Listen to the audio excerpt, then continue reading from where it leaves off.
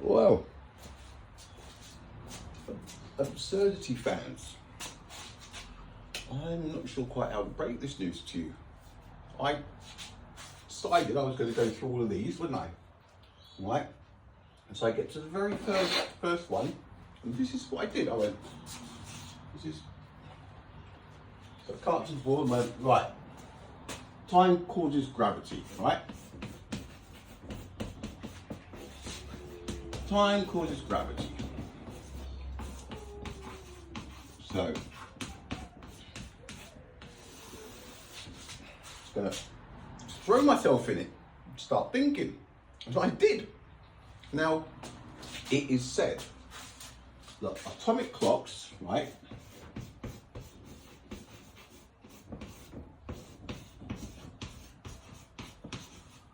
have detected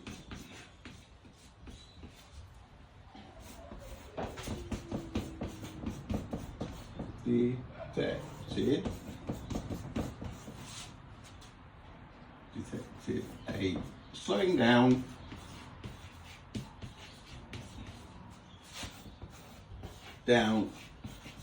of time, or speeding up, whichever it may be. But what about the sun, our spin on our axis that indicates one day, right? That's where our original time came from, isn't it? The universe. So this atomic clock that's been made by humans. So we've got universe's time, a day, 24 hours, and that was divided into, Alexa, how many seconds are in 24 hours? 24 hours is 86,400 seconds. 86,400 seconds. Right? From sunrise, sunset, to the next sunrise, right? 24 hours a day.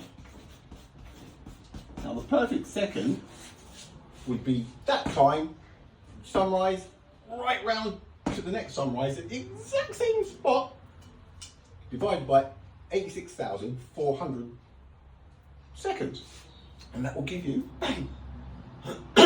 So this atomic clock, it's not the ultimate timekeeper, is it? It's been fabricated. So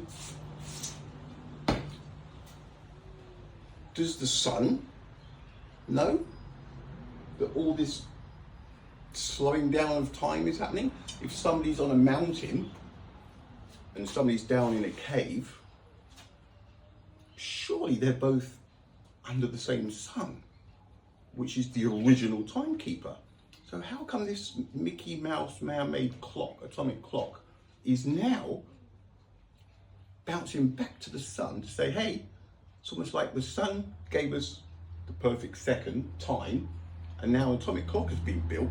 It's going back and saying to the sun, hey, you kind of don't even count anymore. No, I think you'll find that any slowing down of time needs to be compared with the original entity that gave us time, not some atomic clock, right? So the sun, it's what if they used sundials? What if they used a sundial up the mountain, right?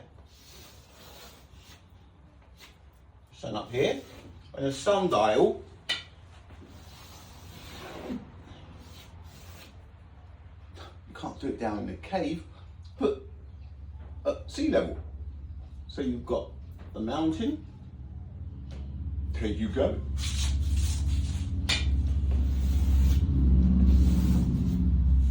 Somebody at sea level, right? Now, they say time, this atomic clock, right?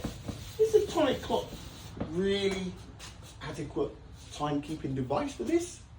Wouldn't we want to use the actual you know, the sun. Because it decides when it's day and night, doesn't it? It knows when it's halfway between sunrise and sunset. Bang, bang. This atomic clock. Not liking it much. But this has only just come to be.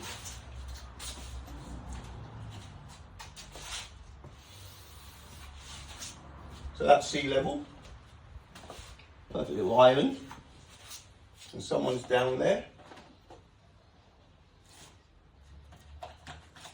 with a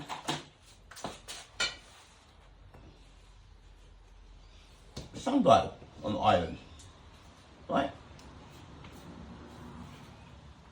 It's not a stick man, is it?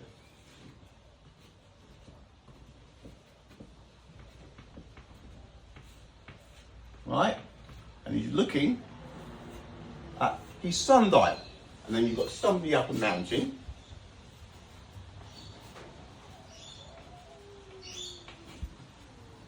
Looking at his sundial.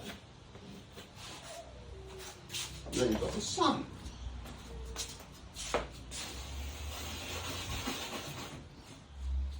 Being down on them both.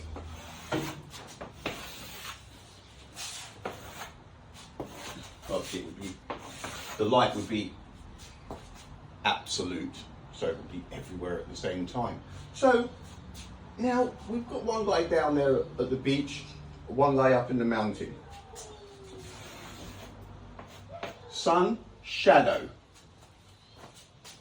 Sun, shadow. That, show me that one. It's time dilation. Again, the atomic clock.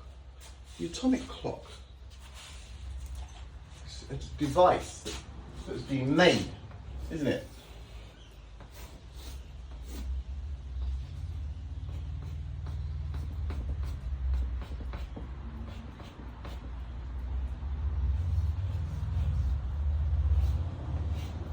Blip, blip, blip.